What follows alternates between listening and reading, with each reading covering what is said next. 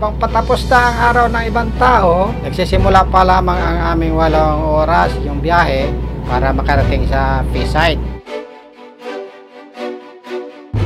Hindi kami natutulog hanggang walang huli. Kapag may huli, kailangan panatilihin sariwa hanggang makarating sa pier. May mga paraan kami para mapanatiling sariwa ang mga sardinas. Yung mahuli, dinadala namin sa planta na naka-fish-bin. Ginawa namin to para siguradong maganda kalidad ng sardinas. Gumagamit po kami ng mga makina at teknolohiya upang masiguro po kasariwa na sardinas lang po ang pumapasok sa bote. Pagkatapos ng 12 oras, nasa bote na po ang sardinas na kahuhuli po lamang.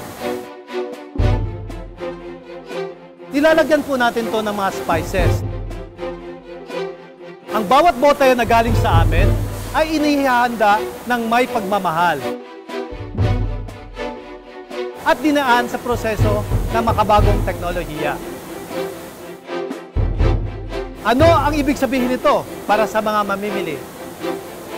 Masarap, malasa at sariwang produkto na gawang Mega.